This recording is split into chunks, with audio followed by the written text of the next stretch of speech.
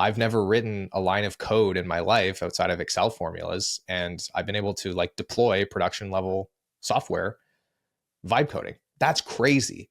That is absolutely insane that I can do that now. So the both sides of the target are moving. I think that's what makes this a particularly challenging and somewhat unprecedented moment for a lot of firms that are being rocked very hard by this. Welcome to the Agency Profit Podcast, a show dedicated to going deep space on agency operations, which is just as nerdy as it sounds. I'm your host, Marcel. I'm the CEO of Parakeeto, a firm that helps digital and creative agencies measure and improve their profitability. Join me as I interview some of the smartest thought leaders and agency owners in our space and go deep into operations, metrics, and all the other things you need to get right so you can spend less time worrying about operations and more time executing on your vision. Hello, everyone, and welcome back to the Agency Profit Podcast. We are joined today again by the lovely Carson Pierce. Carson, thanks for being here. Hi, how you doing?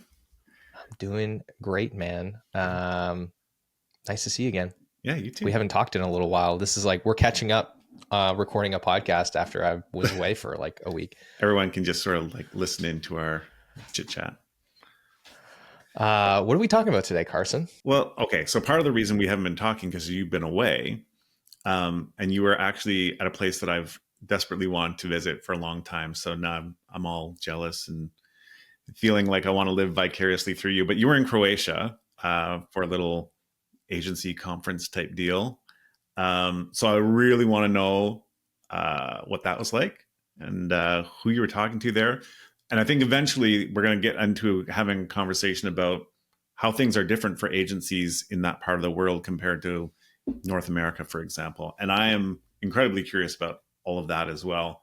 I'm actually just working with an agency in North Macedonia right now, which is fascinating. But after my call, I remembered that when I went to university, my first year university, way back, my focus, my major was going to be international business because I just really wanted to work with international companies, learning culture and business practices and all that sort of stuff. I forgot it because I ended up just doing a marketing degree, but it all came flooding back. And now like, I'm just super curious what's going on and what you're seeing. So first of all, tell me about Croatia. How was it? Well, Croatia was incredible. It's funny. It was a short trip, but it was really quite awesome. I had been looking forward to going. I'd heard wonderful things about Croatia. It was everything that I expected and more. I was told by some people that it was like as beautiful as Italy. The food was as good, but like the people were somehow even nicer and friendlier, and that it was less expensive. And all like of those four things, three of them ended up being true. Turns out Croatia used to be inexpensive, but now it's like more expensive than Italy because it's gotten so popular in the last 4 years in terms of tourism. And there was a lot of Germans there. A lot of German tourists like to go to Croatia, which made me feel right at home because I actually spent a few months of my life living in Germany. And so that was all very fun. We were in a little place called Opatija, and I was at a conference called Web Summer Camp, which is hosted by a great agency out of Croatia called Netgen. There's about 400 people there, and it was very technically focused firm. So a lot of web development, software engineering firms. Most of the tracks were actually very technical. There was one on PHP, there was one on AI. There was like, so super, super technical talks. I sat in on an AI talk thinking that like I would be able to gather something from it. And it ended up being a workshop where you had to like know how to code, and it was all way over my head. So very impressive group of people there. And shout out to Igor and the whole team at Netgen for having me out. I really had a wonderful time. And I was speaking in the founders track about profitability, and I hosted a workshop and got to spend a lot of time chatting with a bunch of interesting people. Mitko, who you're now working with from North Macedonia, being one of them, my good friend. Robert Craven from Grow Your Digital Agency in the UK was also there speaking. We got to hang out. So yeah, it was awesome. I had a great time. It was beautiful. And anybody that is, whether you're in Europe or not, highly, highly recommend this event. It's one of the few events that I've gone to where I came home actually feeling quite refreshed, like I had had a little vacation, but also having been productive and having networked and gotten some insights and value from the content as well. Yeah. So speaking about Mitko and his agency, in Eden, um, we had a couple. I had a chat with him this morning, and we were talking about things like uh, when we were calculating their salaries, they have a base salary, and then there's 50% on top of that for taxes and benefits that all go to the government. It's all regulated, which was new and interesting to me. And then when we got to vacation times, like, oh yeah, it's all regulated by the government. Everyone has to get a certain amount. I think it was like 31 days a year or something. And these are all things that we don't always think about and factor in. But I'm curious, what did you see there? Like, where were people from? I mean, you mentioned Germany and we know North Macedonia, but like, where are people from that you were meeting with, and what differences did you see there? Yeah, there was people from all over, mostly Europe though. There's very few Americans at this conference, mostly because it was a long trip. I mean, it's about 20 hours of travel each way to get to it. So you got to be pretty committed to get over there. The people that did travel a long distance, most of them turned it into an extended vacation. Which, by the way, I know I'm really pitching this conference hard, but I thought it was really cool. They had a whole partners track. So like if you went there to attend the event, but you brought your wife and kids with you, they would have a track for them where they would go do like a walking tour of the city. And like, so they had stuff for them to do the whole time too, which was like, I think really smart. Anyway, so they were from all over, quite a few firms from the UK, from Germany, from Norway, like all the European places, but a large density of firms actually from Croatia. I found out that the Croatian agency industry is like, they're actually all very close. They know each other, they talk. They're all very friendly. So there's quite a few firms from Croatia there, and the rest of sort of the Balkan and Eastern European countries. And so it was interesting to spend some time speaking to those firms who often are trying really hard to position themselves to sell into the Canadian, US, and UK markets, where typically the pricing expectation is quite a bit higher, and they can come in and charge more than they otherwise would in their local markets, but still have a price advantage relative to the firms that are local to those areas. That was a big topic of discussion in terms of how to accomplish that, both from a positioning and a pricing perspective. And we had some really interesting chats about that, outside of the usual stuff that we're always talking about to everyone, which is how do you measure and improve profitability? Yeah, it was interesting. After I realized I was going to be working with an agency from North Macedonia, I ran across an article that was talking about, I don't know if it was the cheapest places to live or visit or whatever, but like I think in Europe, Turkey was the cheapest and North Macedonia was the second cheapest. I'm like, oh, okay, this changes so many things. So maybe let's talk about what's different about agencies. I mean, obviously, North Macedonia is different than the UK. I mean, we got a whole spectrum going on over there. But what kind of differences do you see from a typical North American agency? So, I mean, the obvious one is the labor cost is tends to be significantly lower on a relative basis. But to your point, there are other things that change the cost that are not as obvious, right? And so the first thing that's really clear is in a lot of these countries, the expectations around time off are very different than they are in North America. And there was, people joked about this when we were doing the workshop. I was talking about, gross capacity, how we calculate that in North America, 40 hours a week for 52 weeks a year. And everybody was like, oh, like their standard work week is like 35 or 37 and a half hours. So like even just the contract that says this is how many hours a week before you add in all the time off, like is already fundamentally different. It's very common for them to get more time off, very common for them to have far more generous, whether it be parental leave policies, stat holidays. And so that has a cost. It certainly doesn't come close to offsetting the labor costs relative to what you would pay for, especially technical talent on stateside, but it does sort of reduce the delta a little bit, and in some cases in a significant way if you have a firm that's particularly generous with this stuff. So that was one of the major differences. And the other one is that most North American firms are selling into their local market.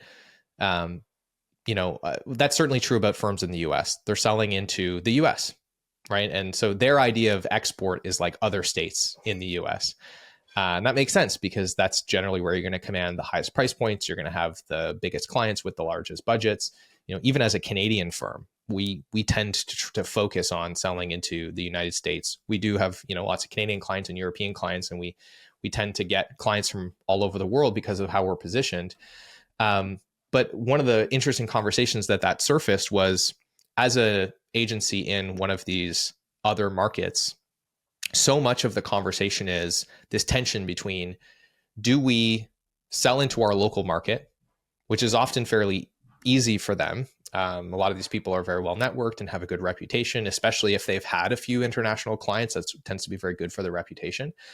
But there you're constrained by fees that are reflective of like the local economy. And so it can feel really difficult. Or do we try to export? And that's what most people want to do. They want to be, have their team in Eastern Europe and sell into the UK, into the US, into Canada. And the strategy tends to be, we're going to charge less than what the local firms are charging, but more than we would otherwise charge locally. And that's how we're going to get some additional margin. But it comes with a lot of challenges. It can be really hard for them to get clients and compete. They tend to struggle with the go-to-market of that. They can often still struggle with the margins because the expectation for services and the competition level is often perceived as being higher. So we had quite an interesting discussion sitting around a dinner table with a few firm owners about this, and I had some thoughts for them that at first I didn't really like, but I think eventually they came around to, which is that I think these firms should be kicking our butts in North America. I don't think like the fact that we can compete as North American agencies with them doesn't make any sense to me. They should be absolutely destroying us. But the reason that they're not, I think, is mostly a positioning problem. Positioning in what way? Like, what are they missing? Yeah. So this was this was kind of the whole conversation was, hey, we want to sell to US companies, but they don't trust us. And so we have to, we're doing cold outreach. We're, trying to reach out to these people and we're getting ignored and people are buying from us. And sometimes they'll get on a call with us, but then they hear our accents and they don't trust us. And, it'd be so much easier if we had a base in the US or in the UK. And a lot of them, the way that they think they have to build business in the US or in the UK is to develop an office there, hire people locally, or get on a plane and travel there and have meetings. And certainly like that works, that can work because it builds trust. But what I sort of responded to them with was, hey, guess what? They don't trust us either. Having a local presence doesn't change that picture, right? We don't trust each other, actually. The difference is because I'm based here, I don't have a choice but to be really good at positioning and have a really strong go-to-market and to get out and do a ton of podcasts and speaking and publishing my thoughts and displaying my expertise, which builds trust at scale. But there is no fundamental difference because they don't trust me any more than they trust you just because I'm based here. Because until I prove that I have competency, it's not going to make a difference. And so, what I said to these people was like, hey, I think that if you stopped selling software development and you started developing really, really strong points of view and expertise and getting on podcasts and speaking and publishing your thoughts on this stuff, then I think that you could start kicking some serious butt in North America. And you wouldn't actually need to hire people locally, open an office, and get on a plane. Although if you want to do those things, that's great. And I encourage you to do it. And I'm sure that if you flew to New York for a week and spent time at startup events and stuff like that, that would be great. But like, I actually think that if you held yourself to the same standard that we need to hold ourselves to in order to win work here, that you would have an unfair advantage because you can deliver the same level of service at a much lower price and still be wildly profitable and outspend us to get a client. But that was sort of my message, was the reason people don't trust you is because we don't actually trust each other. But there's better ways to build trust than just physically getting in the same room as someone. You can do that through thought leadership. And that was kind of my point of view. And it was a little bit unpopular at first, but I think a lot of people came around to it once we got through the heat of the discussion. Yeah, I mean, trust is something you have to earn, and it's, I guess, yeah, just through exposure. And I mean, I feel like I'm pretty decent at geography, but when a client from North Macedonia came through, I was like, I need to look at a map to figure out where this is. And just that gap of like, I don't know anything about you was significant. once I get off a call with them, it's like, it doesn't matter if you're in North Macedonia or if you're in California. It's all the same in the end. So yeah, that And this is sort of like the main point that I was making was, I think the perception by some of these people were like, we're at such a massive disadvantage because we're from a different country, or we have a bit of an accent or whatever. And it's like, okay, it's maybe true that you have a little bit more ground to make up, but I don't believe that that's a significant enough delta that, like, if you did everything that a firm that was like very well positioned, had a lot of thought leadership was doing, that you wouldn't get some increment of those results. Like, I just don't believe that that's true, because to your point, it's like, if anything, my argument was the narrative that I'm hearing from a lot of my peers in North America is like, North American talent is expensive and entitled, and like, it's kind of become a problematic work culture over here, and all anybody wants to do is find an offshore partner that they can trust. And so it's like, there's actually, I think, a very captive audience for this kind of stuff. But I think it's rewiring the thinking around, like, it's, people don't not trust you because you're from where you're from. They don't trust you because we don't trust anybody these days. And so we have to go to market in a way that builds trust. yeah. And you bring up a good point though, which is things have shifted in agency world over the last few years to the point where, just based on math and money, we have to look to other markets for talent because it is so expensive. You're like, you do the math and it's like, oh crap, we are going to struggle if we don't find a better way to do this. And one of those better ways is offshoring. We talked about that on another podcast. But like, teaming up with these other markets where there is an advantage there just makes sense. And that's sort of like, I think, lowers the barrier. Like, I'm willing to talk to someone that I normally wouldn't have talked to because I need to, right? Right.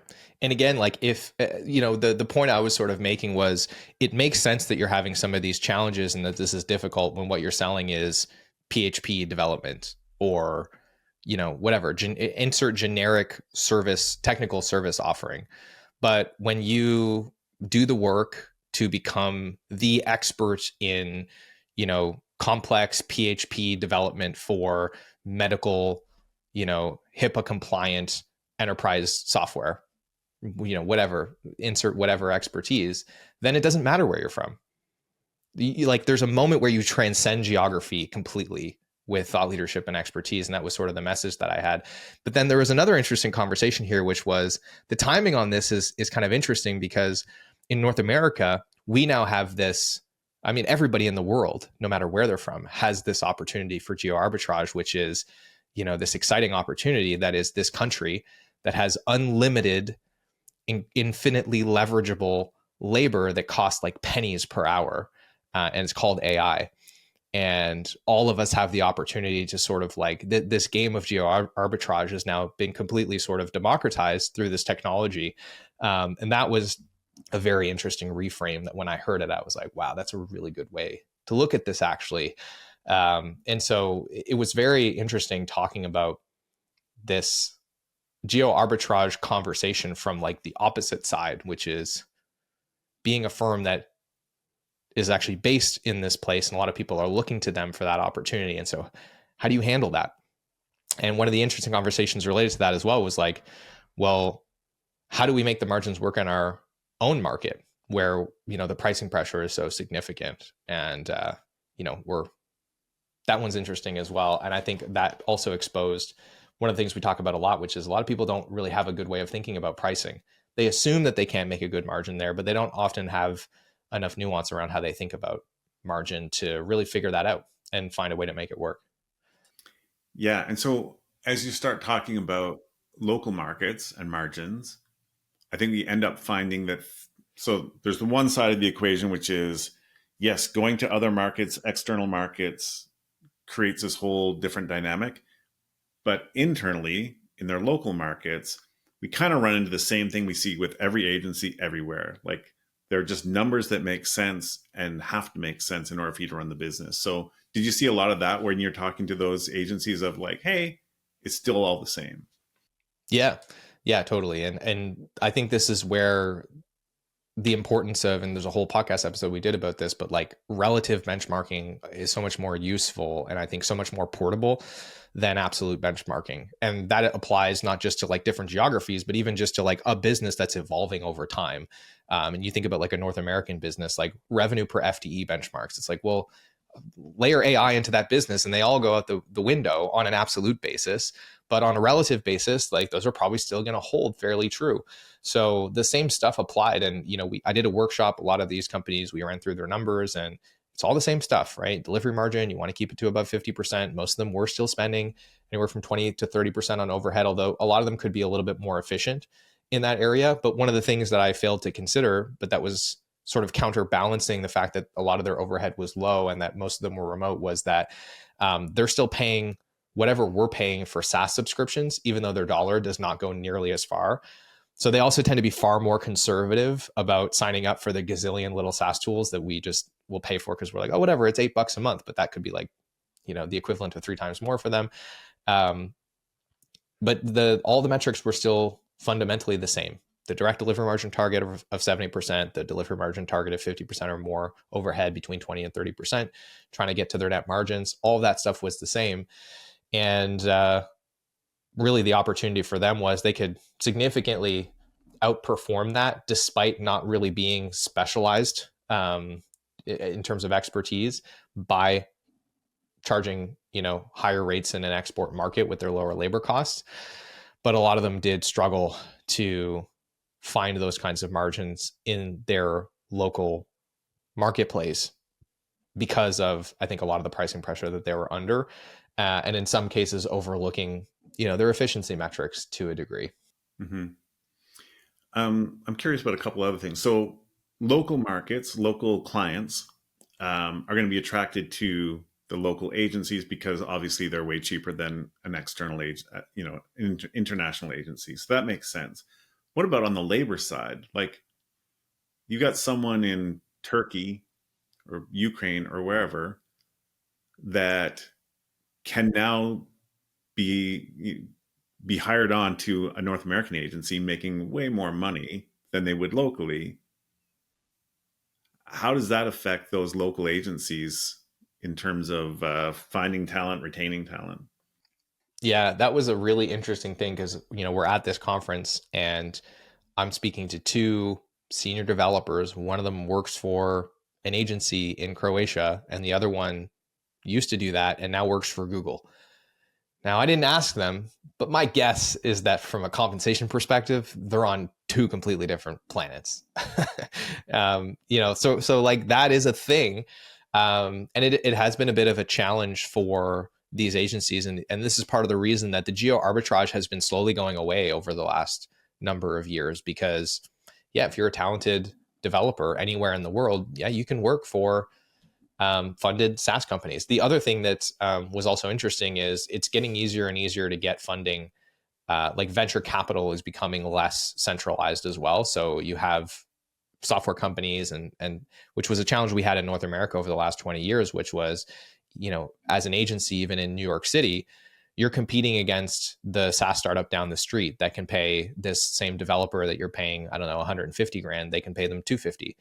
And they're going to work less and they're going to have catered lunches and ride a Segway around campus. It's kind of hard to compete with that. So these agencies are facing that same sort of pressure that we've faced in North America. And I think it speaks to a thing that I heard Carl Smith from the Bureau say this once, and it stuck with me, which is agencies are talent producers. And, I don't know that a lot of firms embrace this as much as maybe they should, but an important muscle in the business is going to be recruiting and developing talent with the understanding that there's not a lot of people that are going to stick around forever in the firm. Some of them will, and they'll grow and they'll take on leadership positions and they'll really like the culture and the work and that's great. But, I think for the bulk of your sort of pure producer type talent, your designers, your engineers, your project managers, your copywriters, a lot of those folks are, especially in these developing markets, they're going to cut their teeth in your firm and you're going to, hopefully get several good years out of that. And then they're going to be able to leverage that experience and expertise to go on to things that are far more lucrative for their skill set. And that's becoming increasingly easy to do in this sort of global remote market. The one thing that I will note, though, is that return to office culture post-COVID is also a thing there. So that's one of the forces that's sort of slowing this process down. But I do think that even that is becoming competitively difficult to like force people to come into an office. It's getting harder and harder to recruit talent that way. And we spoke to an HR director at a fairly big firm that said this was one of the most common things that came up in interviews, was like the most important non-monetary benefit was flexibility and the ability to work from home, either full-time or part-time. Do you want some free resources to help you measure and improve your profitability? If you do, then I want to tell you about our agency profitability toolkit, which you can grab absolutely free in the show notes or by heading to parakeeto.com/toolkit. It's packed with training videos, cheat sheets, templates, and all kinds of other great resources to help you start measuring and improving the essential metrics that are going to drive better profitability in your business. And it's helped thousands of other agencies around the world do the same. So I want to encourage you to go and grab a copy of that. And if you'd rather get in the fast lane and just have our team of experts guide you through the process of measuring and improving your profitability, then I want to encourage you to apply for a consultation at parakeeto.com. And with that, I want to thank you again for tuning in. I hope you enjoy the episode, and I'll let you get back to it. Yeah, I mean, we did a bunch of interviews for an account manager at Parakeeto, and we talked to a lot of people in other markets, and that definitely came up a lot. Just work from home, remote, flexible. Yeah. Anything else that you saw there that is maybe a little different than, or the same than what we normally come across? You know, I think one of the similarities was that a lot of these firms were super friendly with one another, and that was a really nice thing to see. You know, I think in North America, generally speaking, my experience has been that we have like a very collaborative culture in our industry, at least in the digital agency space. But, you know, I went to Mira and I saw the same thing sort of in the advertising agency space. Firms are willing to get in the same space, talk to each other, share best practices, and just sort of be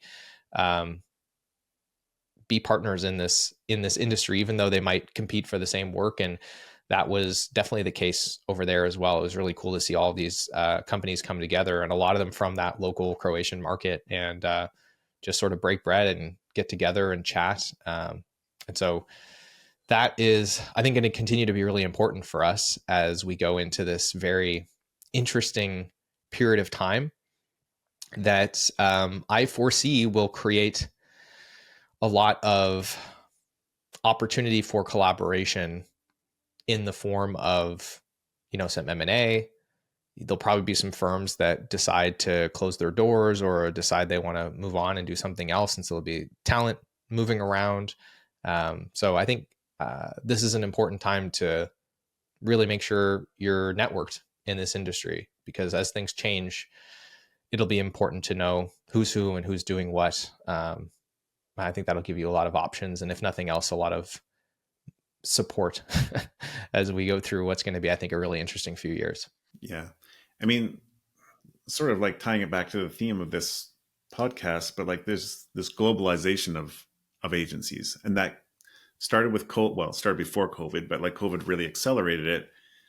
We're not, maybe we don't feel as competitive anymore because our clients are all over the world. Like, what are the odds that any agency that I talk to is going to be going after the same clients I am? It's so much smaller than it used to be when we were more localized. So yeah, you can connect more readily because you don't need to worry about that. And you can connect more easily because of the technology of just, you know, reaching out to people and having meetings and that sort of thing. So yeah, I can definitely see that working. What's the, I mean, you were saying that we should be doing it. We need to do it. What's the benefit of doing it? Of connecting with each other? And yeah, like where are we actually going to get a payoff from that networking? Some of it is objective, some of it's a little bit harder to put your finger on, but I think most people listening to this that have been in the ownership position or in the ownership position right now know that it can be a fairly lonely and psychologically challenging place to be, especially when you have bad days, right? I think we all have those bad days or those bad weeks, or in some cases, those bad several weeks. And to be able to talk to other people about that really understand it, I think is really important. But other ways in which that's going to be really beneficial, especially as we are moving into an ecosystem that is much more vertically competitive than it is horizontally competitive, to your point, right? Like, because we're competing globally and increasingly we're specializing and becoming expert based firms. You might have two web development shops that refer each other business because one of them only works with golf courses and the other one only works with HVAC companies. And so, like, that kind of referral relationship can become more common. And then the last one is just M&A, talent, those kinds of opportunities, partnerships. Like, I think it's going to be a really interesting time. There's going to be firms that are going to do very, very well in the next chapter, and there's going to be some firms that don't, either because they choose to just like not buckle in for this next wave of massive change because they're tired or they just want to move on and do something else, or because they're just not able to adapt quickly enough to changes that affect their business significantly. And in moments like that, I think we've all heard stories. We all know somebody that was able to find a soft landing for their team, was able to find a soft landing for their clients, or was able to pick up great talent, great clients because of those relationships, because they were on the list of people that got reached out to when those kinds of conversations started to happen. And so I think that if you stay in touch with these people and have a good relationship and are seen as a person that can be trusted, then you will probably have those opportunities regardless of which side of the opportunity you're on, when times are good or when times are bad. Yeah, for sure. All right. I want to just like flip the conversation a little bit because we've been talking about it from the perspective of agencies and people working in like European markets and whatnot.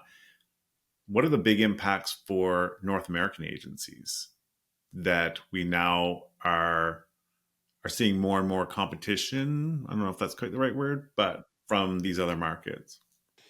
Yeah, well, my sort of observation was that if you're still competing on, we're a web development agency, or we're a web development agency that specializes in this open source software, it's really hard to win work in that kind of position because there's a firm in the Balkans that can charge half as much as you do, whose work is amazing, who's got all the big logos on their website. And so how do you justify being significantly more expensive? And I think what I've observed is that it's sort of happenstance. The firms that are still winning work with that kind of positioning, it's because they just happened to work on something in the past, or they had a couple of things in their portfolio that were like directly attributable or really, really relevant, or there was a personal referral or some kind of a relationship in place.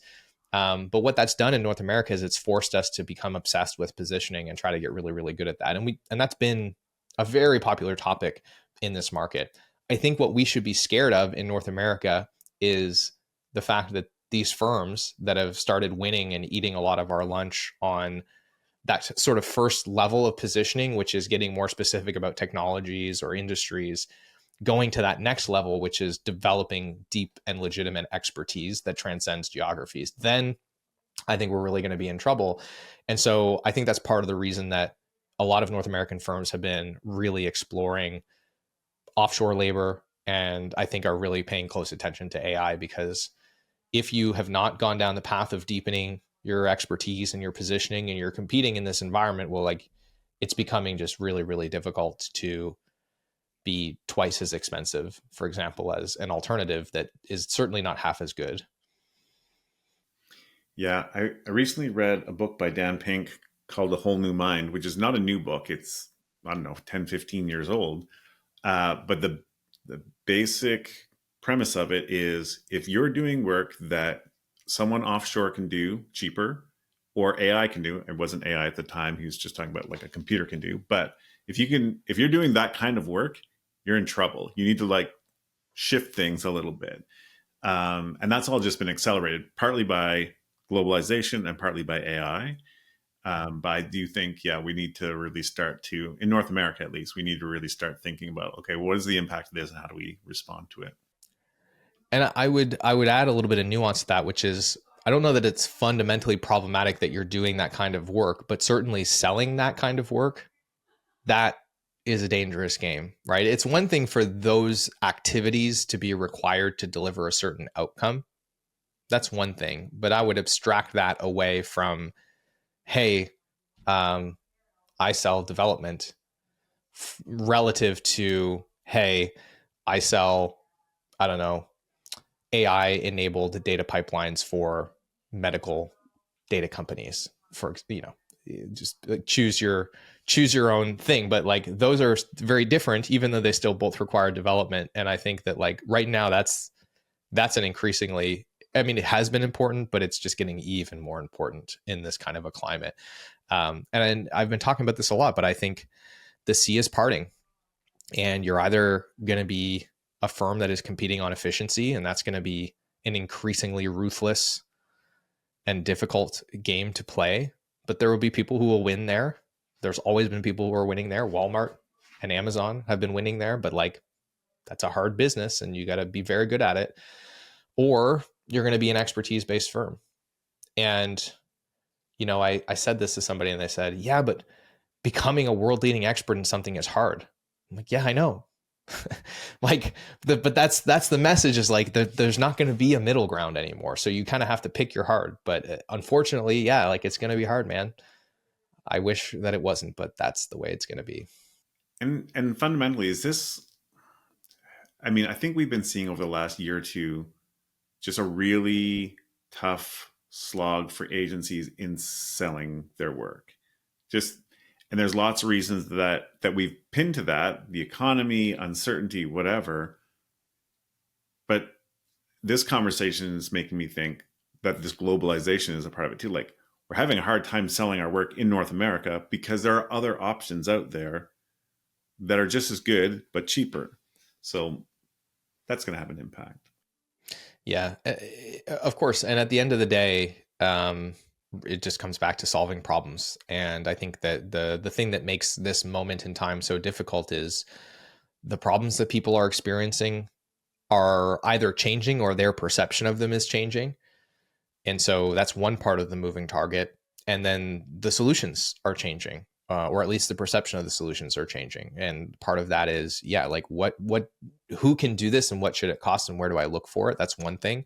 But mechanistically, there's changes happening because things are possible today that were not possible 6 months ago. Like, I think a perfect example is this pricing calculator that I've been working on. That if you're listening to this, maybe it's on the website, maybe it's not. I don't know. We're still figuring that out. But like, I've never written a line of code in my life outside of Excel formulas, and I've been able to like deploy production level software vibe coding. That's crazy.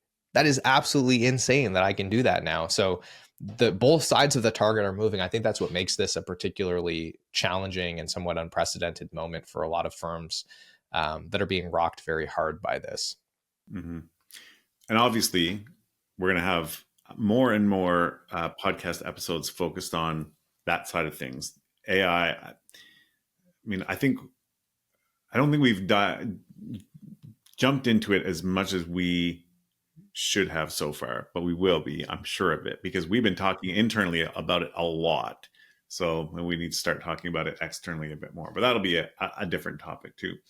I have one last thought, but before I do that, anything else from you? Any other final observations? You usually do. So, I don't know that I have a whole lot to add. I'll just say that I think, first of all, I think that this event was great. So again, thank you for the people that organized it for having me and making it be such a great time. And yeah, it is a challenging moment. So if nothing else, just know that that's the case. And I think we have this tendency to think that the grass is greener, right? I think that there's a lot of firms that are onshore in North America. They're thinking, man, wouldn't it be nice if I had access to this like large talent pool of inexpensive people? And there's a lot of people that are in these, geographies with a large talent pool of inexpensive people thinking, man, wouldn't it be nice if I had a presence in the United States and was able to more easily sell into those markets? And the reality is there's the crap that and there's the crap that you don't, but everyone's got their crap. And it's hard for everyone right now. But The focus just needs to be on getting really clear on the problem that you solve and trying to be the best in the world at solving it. And I wish that it was easier than that, but that is kind of the game. But the good news is there's always going to be problems. There's new problems being created right now that no one is solving. And there's probably also an opportunity in the problems that you've been solving to be on the cutting edge of the latest and best ways to do that and to win by doing those things. So I think that's sort of the mentality that I try to have and that we try to have here and that we try to impart on the people around us that are trying to win in this new environment, and just know that everybody is dealing with that right now, no matter where they are in the world. All right, cool. Thanks. I also want to say thank you to the organizers of the event for bringing you out, because it exposes me as a consultant to a whole new set of potential agency clients, which I'm thrilled about. So like North Macedonia, I think Latvia is on our radar. I did see, this is not related to your event, but I did see someone from, I think, Singapore reach out. And I'm just thrilled that we get to explore all these other things and learn from what agencies in other parts of the world are doing. So yeah, super fun to be part of that. So this is all very cool. Agreed. And I think it's cool that, things are getting flatter. The world is getting smaller in many ways. And, although we're in a political climate where nationalism is really kind of having a resurgence, I ultimately think that that's a good thing. There are incredibly talented, hardworking, smart people all over the world. And at the end of the day, the more we can tap into each other's brilliance to solve problems and move things forward, I think the better off we'll all be at the end of the day. So. All right, cool. Thanks, Marcel.